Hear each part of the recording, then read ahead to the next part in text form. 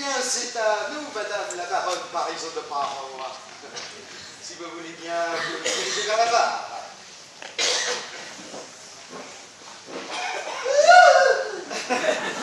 Bien.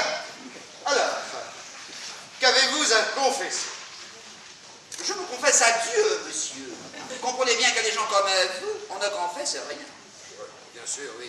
Alors, dites-nous ce qu'on vous reproche. D'avoir su préserver la grandeur de la France et d'avoir rappelé cette saine évidence, la raison du plus fort est toujours la meilleure. Ah, oui, certes. Mais dépêchons-nous. Excusez-moi, Prenez vos notes, mon cher ami. Je sens que vous en avez besoin.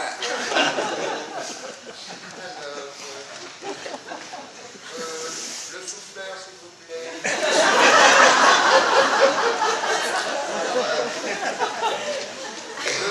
Le million de la page suffira.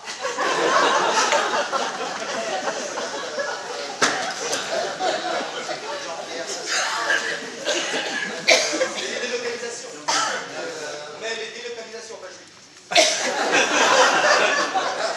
Les délocalisations. Très bien. Ah, juif.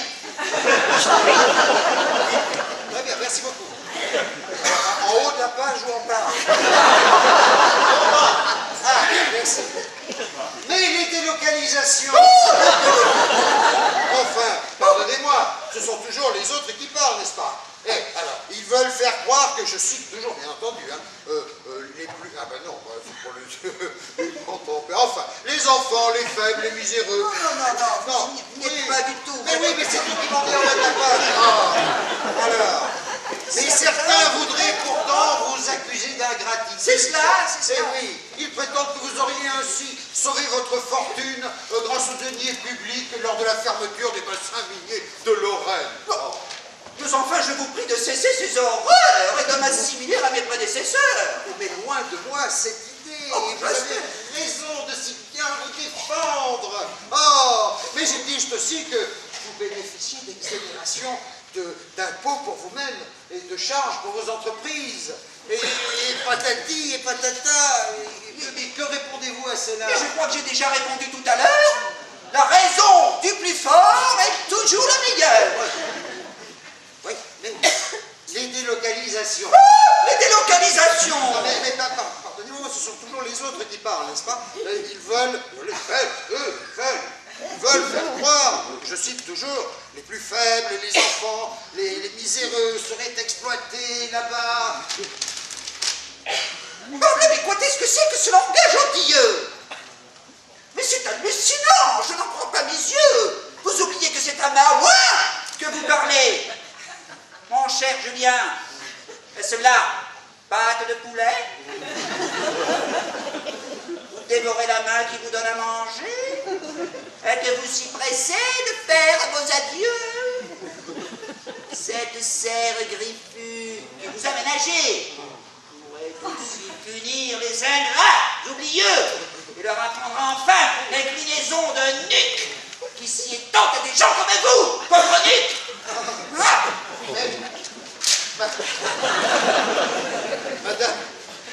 Madame la baronne. Oui. Que votre majesté ne se mette point en colère, mais plutôt qu'elle considère que mes propos ne visaient à rien d'autre qu'à lui rendre service. Chacun sait que vous avez tout donné à la France et que sans votre auguste présence... Il suffit. Je m'en vais, comme on dit, comme un prince. Et n'essayez même pas de me serrer la pince. J'en ai trop entendu. Et mon unique faute serait de vous souffrir plus longtemps, sale fiotte. Sale faute, madame la baronne.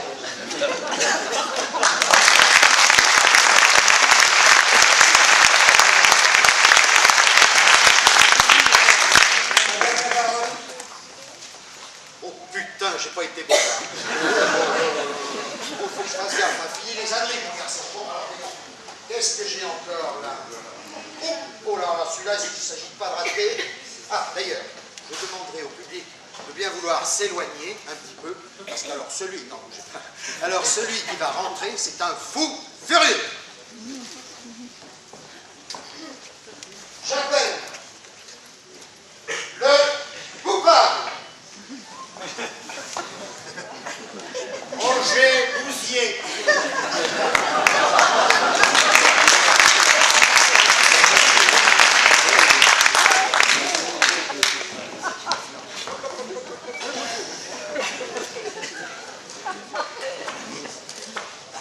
Ah bon, mais qu'est-ce que vous faites là? Mais laissez-lui les menottes, non mais ça va pas ça?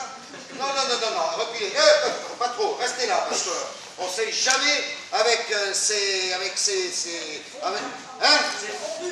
ces fondus d'ultraviolence. Bon, alors,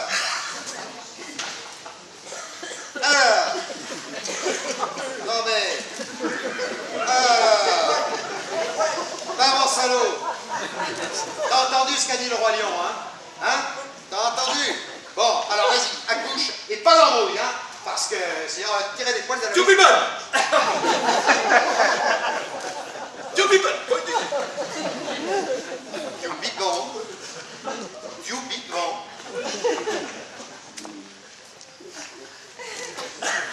Regarde, vous qui êtes issus d'un milieu populaire, auriez-vous la gentillesse de traduire les propos de cet Olybrius, là, de cet insensé, pour le public dont on sait d'ailleurs qu'il est socialement, habituellement et continuellement sourd et muet? Oh, voilà. Merci. Bon, alors, vas-y. Eh, tu fais moins le malin maintenant, toi, hein? Alors, non, prénom, âge. Roger Bouzier. 72 ans. Bien, profession. Paysan. Identifié. Même si c'est moi qui me tape toute la merde. Dis donc, dis plutôt terroriste, non mais qu'est-ce que c'est que ça? Alors comme ça, on s'amuse à faucher l'herbe des braves gens. Du maïs au GM, oui. La merde, justement.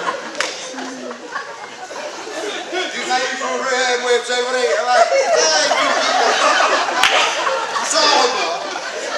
Mais tu te rends compte de ce que tu as fait? T'as fauché de l'herbe, mon gars, qui n'était pas à toi. Et tu t'en es pris à la propriété privée. Tu as insulté les principes sacrés de la société. Oui, espèce de sauvage barbare. Mais tu n'as donc aucune conscience. Mais c'est pas bien, oui. Mais c'est pas possible, ça. Bon, allez, qu'est-ce que tu as à dire pour ta défense? J'ai souvenance dans un pré de moins de passants, la fin, l'occasion, l'herbe tendre et, je pense, quelques diables aussi, tout ça. Je tondis que je fais la largeur de ma faute. Je n'en avais nul droit, puisqu'il faut parler faux. Sans blague! Hey, et tu connais la suite, je suppose. Bonjour. Ah, bon, alors, à ces mots, on cria un mot sur le bousier. Un loup quelque peu clair prouva par sa harangue qu'il fallait... Un loup quelque peu clair prouva par sa harangue qu'il fallait dévouer ce maudit animal. Ce pelé, ce galeux dont venait tout le mal. Faucher l'herbe d'autrui. Quel crime abominable. Rien que la mort était capable d'expier ce forfait. On le lui fit bien voir. Tonton minable, sale crevure. Ça va, toi, je parle clairement, moi.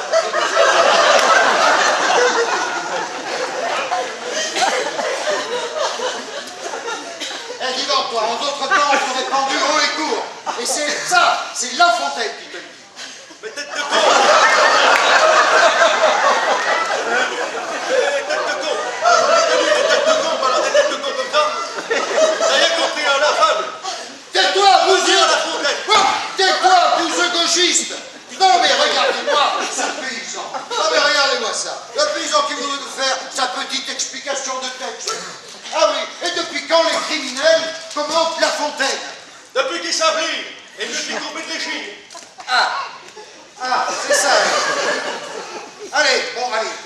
dis-toi heureux, et quand t'es pas mis la corde au cou. Oh, la corde au cou. Et c'est des types comme toi qui font le malheur de la France. Bon, allez, garde, virez-moi ça, s'il vous plaît. Allez, tout.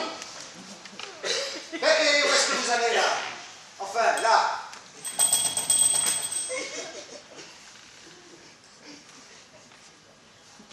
Par ce coup de grelot d'hallebarde magique, j'interromps le récit. Je lui coupe la chic. Je résume en 2 vers. Un mal nous fait souffrir. Qui est le plus coupable? Et qui donc doit périr? Le lion n'est pas du genre à laisser qu'on le parque. Qui ose décocher une flèche au monarque? Poivrenard est malin, il a de l'entre-gens. Il écrit le roman et il mène le chant. Le bousier laborieux, quoique trop populaire, pourrait bien, s'il m'en croit, avoir l'heure de leur plaire. Je crains pour la suivante, et pour tout vous le dire, je crains pas le meilleur. Je crains plutôt le pire. Écoutons sa défense et voyons les attaques. Relançons le bagout de cette tête à claque.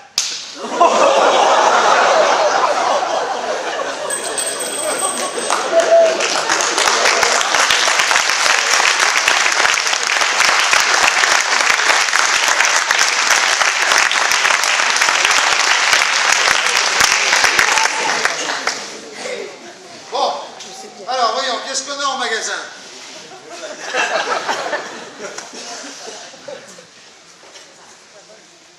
Ah, super, une chômeuse. Ah, ouais, je vais me la faire, tiens celle-là, ça va être soulager.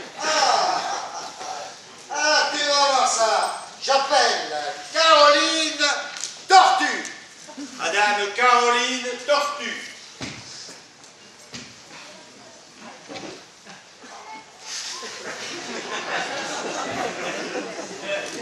Caroline Tortue?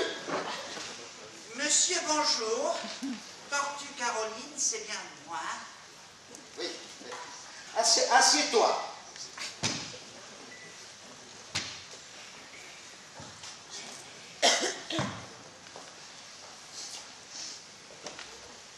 Bien. Alors, heureuse? Pardon, je vous demande. Allez, fais pas la maline, hein? Tu glandes rien de la journée, t'es un peu alcoolo, t'es chômeuse, quoi. Tranquille. Exact, au chômage je suis, mais tranquille, pas vraiment. Hein. Tu plaisantes, non? Assise du soir au matin devant la télé, une clope à la main, tout ça au frais de la princesse. C'est pas la belle vie, ça? La télé, je n'ai plus. J'ai dû la vendre il y a 3 ans quand licencié j'ai été.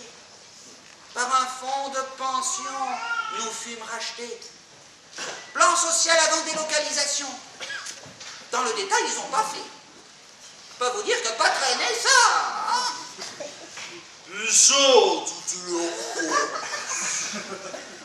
C'est ça, bien sûr. C'est la photo riche, comme d'habitude. Ah, c'est facile, ça. Tu veux que je te dise?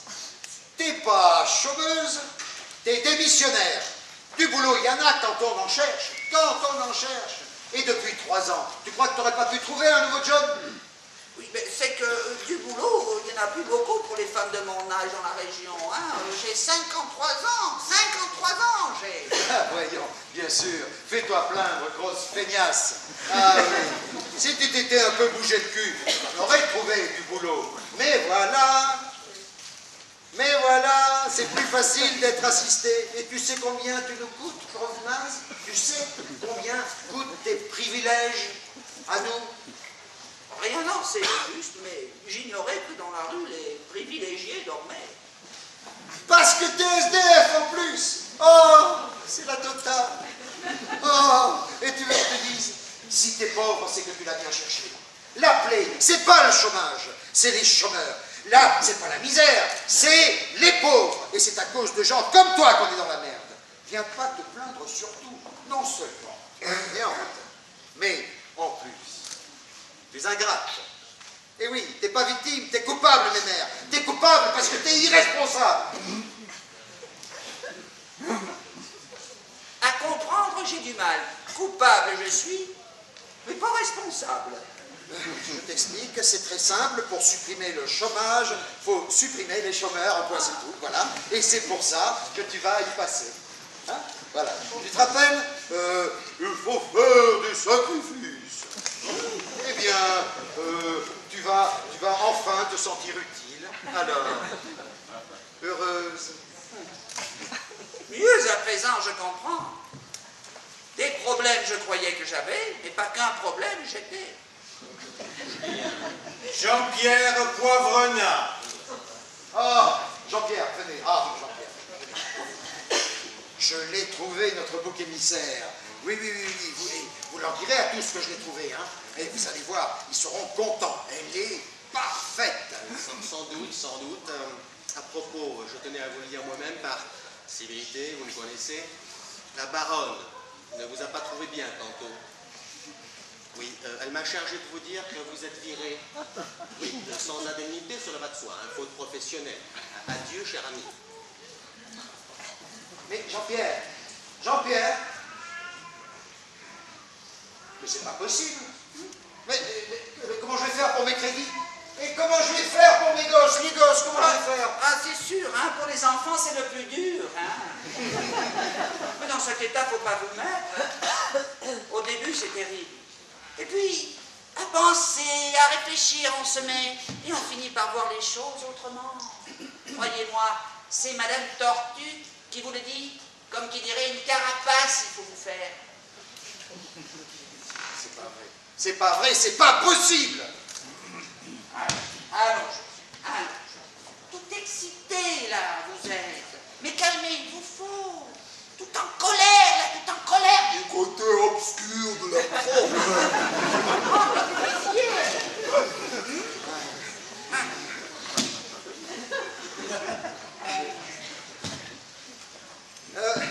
Dites, Madame Tortue, comment ça se passe pour le chômage?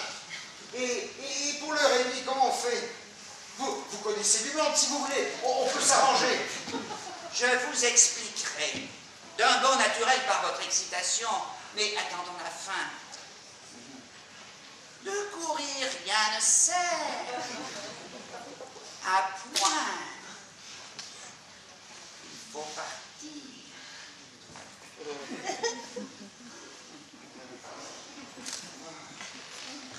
Madame Caroline.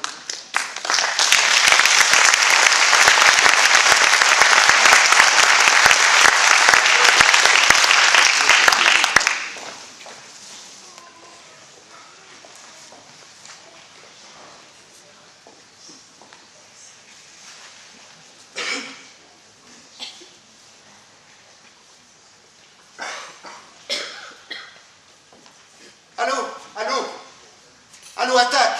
Oui,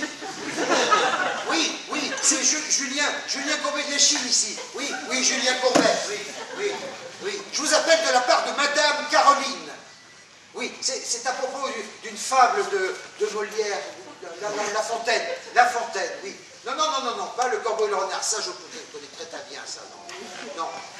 C'est une question de maladie, de peste, les animaux malades de la peste, oui, c'est ça. Oui, alors je voudrais vous demander quelques explications, vous connaissez, hein?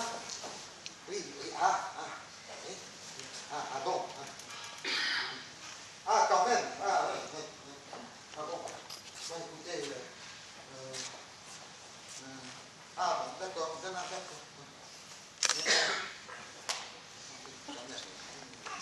Dites, garde, c'est bien payé votre métier, hein? Combien vous gagnez par mois, hein? Vous embauchez?